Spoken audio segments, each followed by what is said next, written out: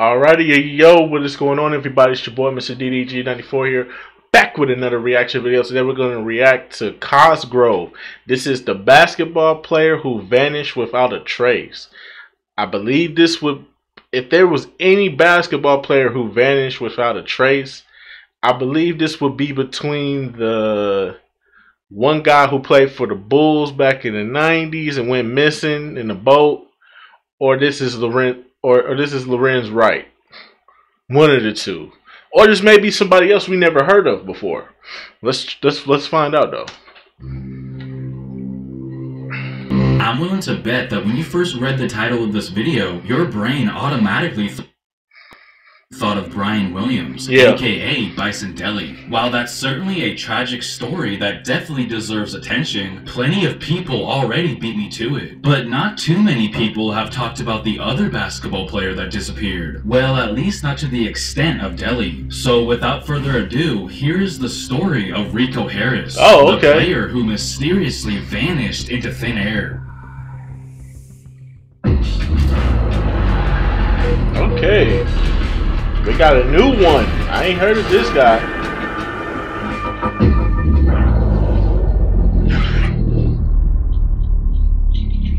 Shout out to Cosgrove.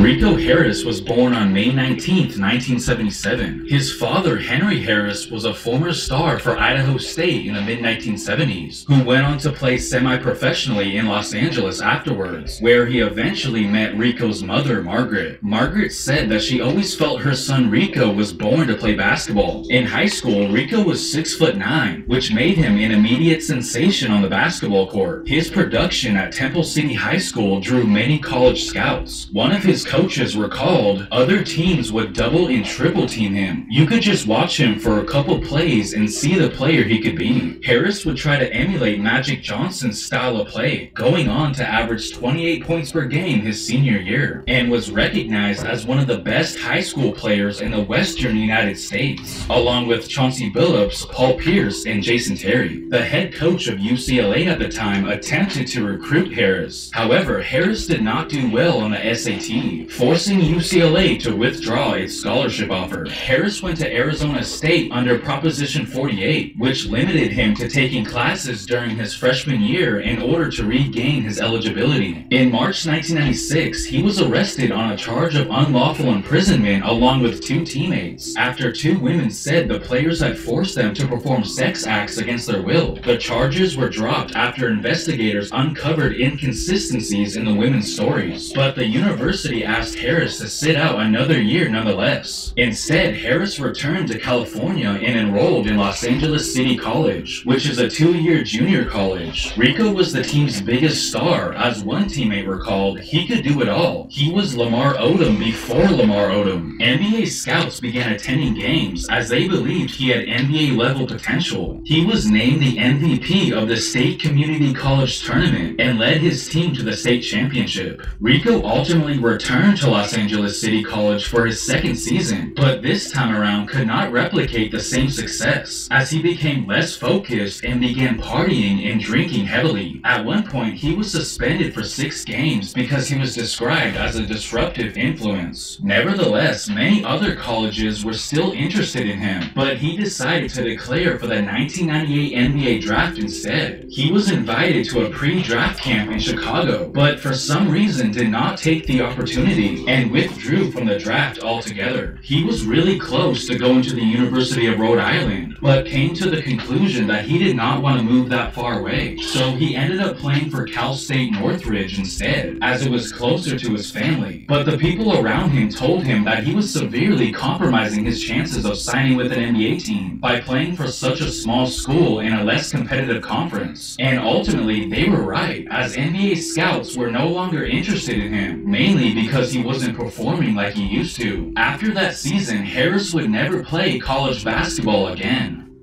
He played for short periods of time with a couple teams in the International Basketball League, before eventually joining the Harlem Globetrotters in the spring of 2000. He seemed to have fit in perfectly with the Harlem Globetrotters. However, a month after he joined the team, he got into a fight with some people in South Los Angeles, leading to someone hitting him on the back of the head with a baseball bat, and soon after started to have intense headaches as well as trouble keeping his balance, leaving him with no other choice but to leave the Globetrotters. At the young age of only 24, his basketball career was officially over. He then moved back into his mother's house and had absolutely no idea what he was going to do with his life. So he soon returned back to drinking and drugs. He was very depressed for years, where he wouldn't even watch a basketball game. That obsession, instead of basketball, became drugs. Do you know what he was using at the time? Oh, I think he was using speed. And I think at some point, speed became meth. I thought in my heart that there's no way that this can continue. Like, this only ends two ways. He's either dead or he stops doing this.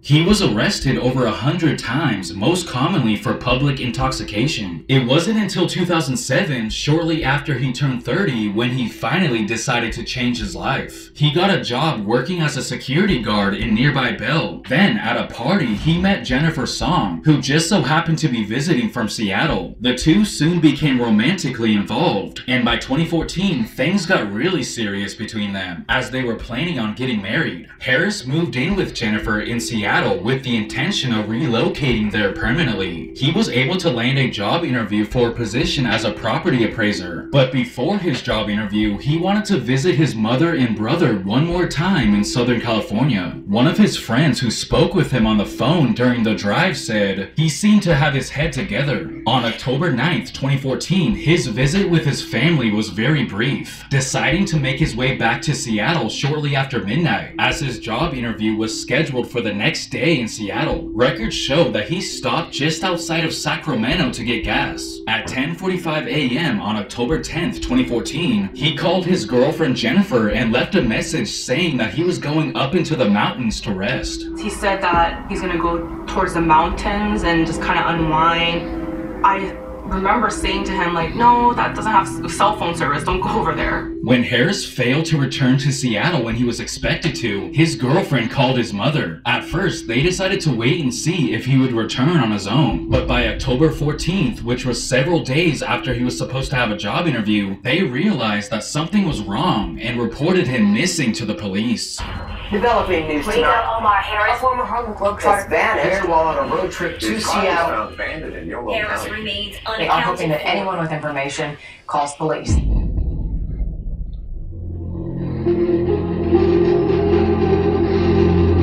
That afternoon, a Yolo County Sheriff's deputy discovered a black Nissan Maxima in the parking lot at Cache Creek Regional Park. The next day, the deputy noticed that the car hadn't moved, so he checked the registration and learned that Harris hadn't been heard from since October 10th. So they contacted his mother and informed her that they found his car, but not him. Yolo County Sheriff's Detective Dean Nyland had this to say: "How does this guy not pop up somewhere? I mean, big guy has to eat 3 or 4 times a day. I can see how a lot of people who don't stand out can disappear, but this guy stands out." A search of the area began shortly after. They were assisted by teams on all-terrain vehicles and helicopters. An airplane with a heat-seeking camera flew over the area, and search dogs were brought in as well. But unfortunately, after 3 days, the searchers found nothing. Remember, Rico at the time was 6'9" and weighed 300 pounds. People could not imagine how such a large person could have disappeared completely. We don't want to think about the worst, so right now I'm keeping myself very optimistic. I'm not really letting my mind wander anywhere else.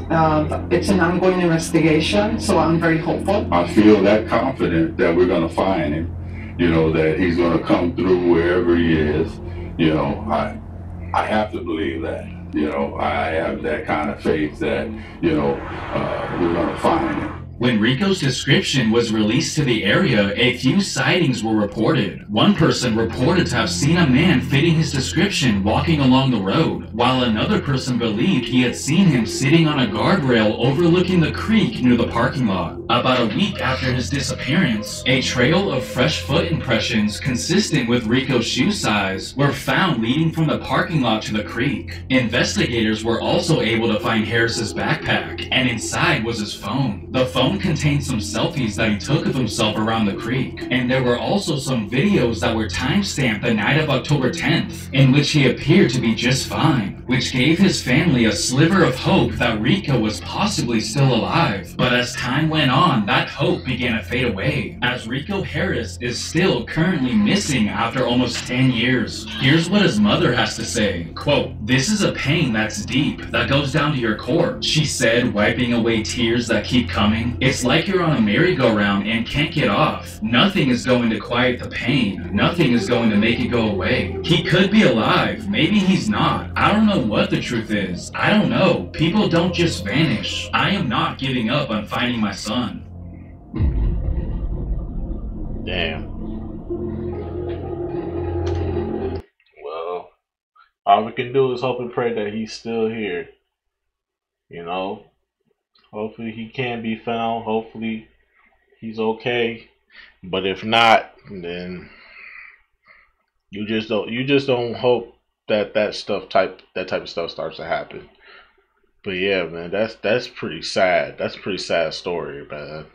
Hopefully they find him, man. If y'all have y'all out there in the California area know any information, see him, please don't hesitate to call. He's missing. But yeah, man, that's just gonna about do it, man. I will see you all in the next video. Till then, peace out.